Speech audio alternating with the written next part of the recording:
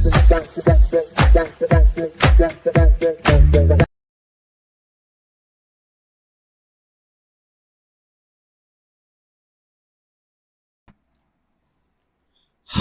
Hello வணக்கம், நான் உங்கள் Singar. Welcome back to my YouTube channel. இன்றைக்கி இந்த வீடியோவில் என்ன பார்க்க போகிறோன்னா, டாப் 5 செக்மெண்ட் இன்னொரு எபிசோட். ஸோ ஆல்ரெடி இந்த டாப் 5 செக்மெண்ட்டில் நான் நிறைய வீடியோஸ் போட்டிருக்கேன். ஸோ அதெல்லாம் பார்க்காதவங்க ஒரு வாட்டி செக் பண்ணி பாருங்கள். கண்டிப்பாக உங்களுக்கு வீடியோஸ் பிடிக்கும். அப்படி உங்களுக்கு வீடியோஸ் பிடிச்சிருந்தா மறக்காமல் வீடியோவை லைக் பண்ணிக்கோங்க, என்னோடய சேனலை சப்ஸ்கிரைப் பண்ணிக்கோங்க, பக்கத்தில் இருக்க பெல் ஐகான் கிளிக் பண்ணிக்கோங்க. அப்போ தான் நான் போடுற வீடியோஸ் உங்களுக்கு நோட்டிஃபிகேஷன் வந்து சேரும். சப்ஸ்கிரைப் பண்ணதுக்கப்புறமா நம்மளோட ப்ளேலிஸ்ட் செக் பண்ணிங்கன்னா உங்களுக்கு நிறைய செக்மெண்ட்ஸ் அண்ட் நிறைய வீடியோஸ் இருக்கும். ஸோ அதெல்லாம் பார்த்து என்ஜாய் பண்ணுங்கள். இன்றைக்கி டாப் 5 எபிசோடில் நம்ம அனிருத் அவர் கம்போஸ் பண்ண படங்களோடைய எனக்கு பிடிச்ச டாப் 5 பார்க்கலாம். ஆல்ரெடி இந்த செக்மெண்ட்டில் இந்த டாப்பிக்கில் நான் ஆல்ரெடி பார்ட் 1 போட்டிருக்கேன். எனக்கு பிடிச்ச அனிருத் கம்போஸ் பண்ண 5 படங்கள் பார்ட் 1 நான் ஆல்ரெடி போட்டிருக்கேன். ஸோ அதை பார்க்காதவங்க செக் பண்ணி பாருங்கள். இது பார்ட் 2. ஸோ அனிருத் வந்து இது வரைக்கும் நிறைய கம்போஸ் பண்ணியிருக்காரு. ஸோ அதனால் அது ஒன்றா பண்ண முடியாது ஒரே வீடியோவாக, அதனால பார்ட் 1 முன்னாடியே போட்டேன். இது வந்து பார்ட் 2. ஸோ ஃபஸ்ட்டு வந்து 2016 வந்த ரெமோ. ஸோ ரெமோ ஒரு படமாக பார்த்தா எனக்கு அந்த அளவுக்கு ரொம்ப பிடிக்காது. அதுக்கு முக்கியமான காரணம் இவங்க எடுக்கிறதுக்கு அந்த படத்தோடைய ஸ்டோரி அண்ட் ஓவரால் படத்தோட மேக்கிங் தான். ஒரு சென்சஸான ஒரு கான்செப்டாக இருக்கும். பட் அந்த படம் எனக்கு பார்க்குறதுக்கு ஒரே ஒரு முக்கியமான காரணம் அனிருத்தோட சாங்ஸ் அண்ட் பேக்ரவுண்ட் மியூசிக் தான் எனக்கு அந்த படத்தில் ரொம்ப ரொம்ப பிடிச்ச விஷயம். அதை தாண்டி அந்த படத்தில் எனக்கு பிடிச்ச விஷயம்னு பெருசாக எதுவும் சொல்ல மாட்டேன். ஒருவேளை அனிருத்தே அந்த படத்தில் இல்லைன்னா அந்த படம் மிகப்பெரிய ஃப்ளாப் போயிருக்கும்னு நான் நினைக்கிறேன். ஸோ நீங்கள் சொல்லுங்கள், இந்த வீடியோ பார்க்குற உங்களுக்கு இதே ஃபீலிங் இருக்கா? ஒருவேளை அனிருத் இசை இல்லைன்னா இந்த படம் இவ்வளோ பெரிய வெற்றி படமாக அமைஞ்சிருக்குமான்ட்டு உங்களுடைய ஒப்பீனியனை கீழே கமெண்ட் செக்ஷனில் தெளிவுபடுத்திக்கோங்க. நெக்ஸ்ட் வந்து 2019 வந்த பேட்டை. ஸோ பேட்டை ஒரு சூப்பர் டூப்பர் ஹிட்டான ஃபிலிம் சொல்லலாம். அந்தளவுக்கு ஒரு மிகப்பெரிய வெற்றி படம். அதுக்கு முக்கியமான காரணம் கார்த்திக் சுப்ராஜ் அவருடைய மேக்கிங் அண்ட் சூப்பர் ஸ்டார் அவருடைய அந்த ஸ்க்ரீன் ப்ரெசன்ஸ்னு சொல்லலாம். பட் அதையும் தாண்டி அனிருத்தோட மியூசிக் இந்த படத்துக்கு ஒரு பிக்கஸ்ட் ப்ளஸ்ஸாக அமைஞ்சிச்சு. பேட்டை ஃபிலிம் சொல்கிறேன். பேட்டை அந்த ஒரு படத்தினால தான் அனிருத் அண்டு ரஜினிகாந்த் 2 பேருமே முத ஒரு படத்தில் ஒர்க் பண்ணுறாங்க.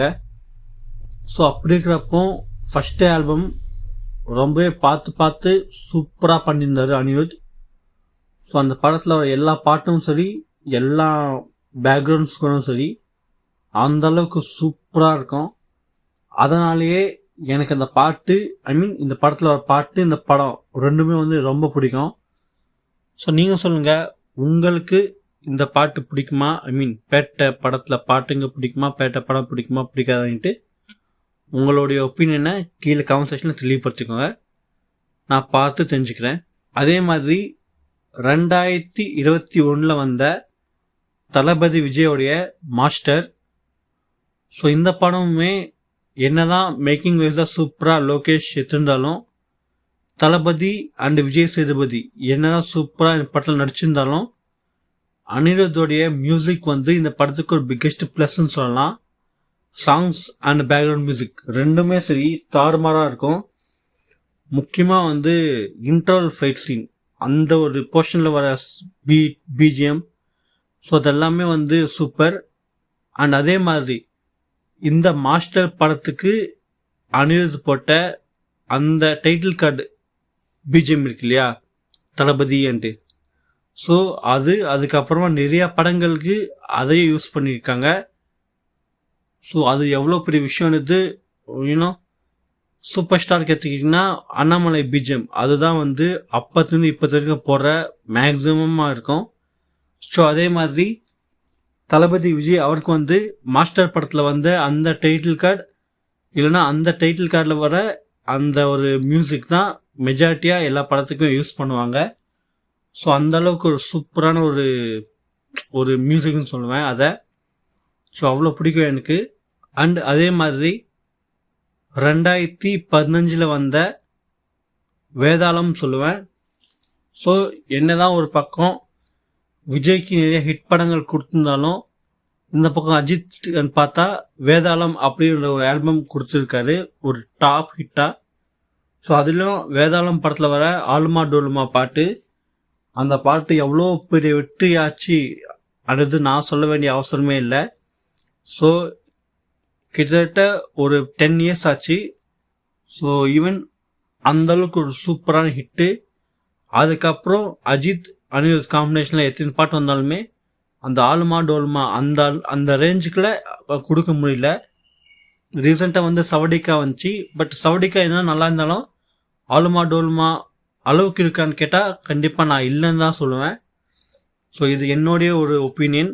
வீடியோ பார்க்குற நீங்கள் சொல்லுங்கள், உங்களுக்கு சவடிக்கா பிடிக்குமா இல்லைனா ஆலுமா டோலுமா ரொம்ப பிடிக்குமான்னுட்டு. அண்ட் அதே மாதிரி 2013 வந்த வணக்கம் சென்னை இந்த படத்துலையுமே கூட பாட்டுங்க சூப்பராக இருக்கும். அண்ட் அதே மாதிரி இந்த படத்துக்கு மியூசிக் அனிருத், அவருடைய மியூசிக் அவருடைய சாங்ஸ் வந்தது இந்த படத்துக்கு ரொம்ப சூப்பராக பண்ணியிருப்பார். எனக்கு பிடிச்ச ஒன் ஆஃப் த இன்னொரு ஆல்பம் சொல்லுவேன் அனிருத்தோடது. ஸோ நீங்கள் சொல்லுங்கள், உங்களுக்கு வணக்கம் சென்னை இந்த படத்தோடைய ஆல்பம் பிடிக்குமா இல்லையான்னுட்டு. வணக்கம் சென்னை படமாக பார்த்தா அந்தளவுக்கு ஒரு சூப்பர்னு சொல்ல முடியாது, ஒரு ஜஸ்ட்டு அபோவ் ஆவரேஜாக சொல்லலாம். பட் அனிருத்தோடைய பாட்டுங்க அவருடைய மியூசிக் வந்து இன்னும் கொஞ்சம் சூப்பராக இருக்கும். ஸோ அதுதான் உண்மையே. இந்த பார்ட் 2 வீடியோவில் நான் வந்து 5 படங்களை பற்றி பேசியிருப்பேன். ஸோ இந்த 5 படங்கள் தாண்டி இன்னும் படங்கள் இருக்குது. ஸோ அதை நான் பார்ட் 3 போடுறேன். ஸோ நீங்கள் சொல்லுங்கள், இந்த வீடியோவில் நான் டிஸ்கஸ் பண்ண ஆல்பம்ஸ் உங்களுக்கு பிடிக்குமா பிடிக்காதான்னுட்டு. பிடிச்சிருந்தா ஏன் பிடிக்கும்னு சொல்லுங்கள், பிடிக்கலன்னா ஏன் பிடிக்கலன்னு சொல்லுங்கள். அதே மாதிரி பார்ட் 1 வீடியோ போட்டிருக்கேன், அதை செக் பண்ணி பாருங்கள், கண்டிப்பாக உங்களுக்கு வீடியோ பிடிக்கும். அவள் தான் இன்னைக்கு இந்த video top 5 of Anirudh part 2. இந்த வீடியோ உங்களுக்கு பிடிச்சிருந்தா லைக் பண்ணிக்கோங்க. உங்களுக்கு ஏதாச்சும் ஒப்பீனியன் இருந்துச்சுன்னா கீழே கமெண்ட் பண்ணிக்கோங்க. மறக்காமல் உங்கள் ஃப்ரெண்ட்ஸ் அண்ட் ஃபேமிலிக்கு ஷேர் பண்ணிக்கோங்க வீடியோவை. சேனலில் சப்ஸ்கிரைப் பண்ணிக்கோங்க, பக்கத்தில் இருக்கிற பெல் ஐக்கான் கிளிக் பண்ணிக்கோங்க. அப்போ தான் நான் போடுற வீடியோஸ் உங்களுக்கு நோட்டிஃபிகேஷனாக வந்து சேரும்.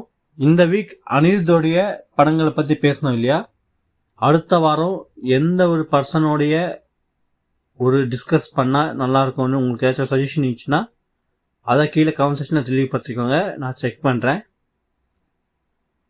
இன்னொரு வீடியோவில் வந்து நான் உங்களை சந்திக்கிறேன். அது வரைக்கும் நான் உங்கள் சிங்கார்.